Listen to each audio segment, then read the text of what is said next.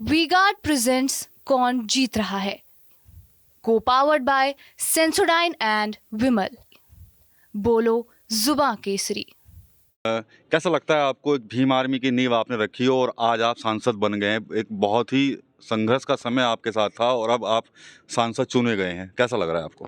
देखिए, भीम आर्मी हमारी माँ है।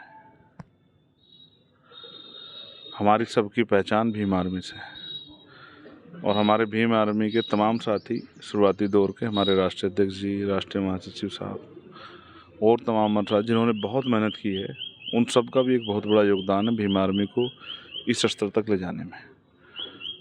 वो सफ़र अभी कुछ आगे बढ़ा है लेकिन मंजिल तक नहीं पहुंचा। अब मेरी ये जिम्मेदारी है कि ये सफ़र मंजिल तक पहुंचे और उसके लिए जो भी पार्टी जहाँ भी मेरी ड्यूटी लगाएगी उसको मैं पूरी ईमानदारी से, पूरे समर्पण के भाव से और जितना भी संघर्ष मैं कर सकता हूँ उतने संघर्ष से मैं उस जिम्मेदारी को अदा करूँगा और पार्टी लगातार आगे बढ़ती रहे। ऐसी जो है मेरी और देश भर में रहने वाले सभी आज़ाद समाज पार्टी भीम आर्मी से प्यार करने वाले साथियों की जो है दिली तमन्ना है, उनको पूरा करने के लिए हम सब लोग मिलकर काम करेंगे और मुझे उम्मीद है आने वाले समय में आज़ाद समाज पार्टी एक बड़ी पार्टी देश में बनेगी।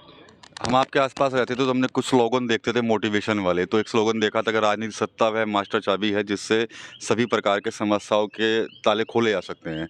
तो क्या लगता है कि चाबी आ गई अब आपके हाथ में या अभी कुछ कसर है? देखिए, अभी तो बहुत कुछ लड़ाई बाकी है। ये पहला संघर्ष है क्योंकि भारतीय राजनीति को मैंने इस तरह समझा और भारतीय लोगों की सोच को भी कि वो संघर्ष को सफलता नहीं मानते हैं। वो किसी ओहदे को, किसी पद को ही सफलता मानते हैं। वो संघर्ष को उस तरह से नहीं देखते हैं। जैसे 10-11 साल से हमने न्याय के लिए लाखों लोगों को न्याय मिले, इसके लिए बहुत बड़े पैमाने पर संघर्ष किया। किसानों का आंदोलन हो, पहलवानों का आंदोलन हो, शिक्षक भर्ती का आंदोलन हो और तमाम ऐसे आंदोलन जो हैं जिनमें SSCGD का हो, नीट का हो, रोस्टर का हो, 2 अप्रैल 2018 का हो, सब बहुत सारे आंदोलन हम लोगों ने लड़े। बहुत सारे लोग, चाहे वो हाथरस का इशू हो, चाहे वो उन्नाव का हो, चाहे वो दिल्ली का हो, चाहे नारसी का आंदोलन हो, बहुत सारे इशू हम लोगों ने लड़े और उसको लोगों ने सिर्फ जो है एक एक्टिविज्म की तरफ देखा। नेता के तौर पे उनको जो है एक राजनीतिक पद की ज़रूरत थी कि जो हम अपने बलबूते हासिल करें। इस पूरी प्रक्रिया में ये अच्छा है कि हमने चुनाव अपने बलबूते लड़ा और अपने बलबूते जीता। अगर हम किसी दूसरी पार्टी का सहारा लेते तो ज़िंदगी भर ये एक एहसान हमारे ऊपर रहता कि हमने उनकी मदद की। यहाँ तो इंडिया अलायंस और NDA अलायंस दोनों ने और इवन उनके साथ सहयोगी जो दूसरी पार्टियाँ हैं, स्थापित पार्टियाँ, उन्होंने भी मुझे हराने के लिए एड़ी चोटी के जोड़ लगाए, लेकिन जनता का आशीर्वाद मेरे साथ था और 52% से ज़्यादा के लगभग वोट मुझे मिला।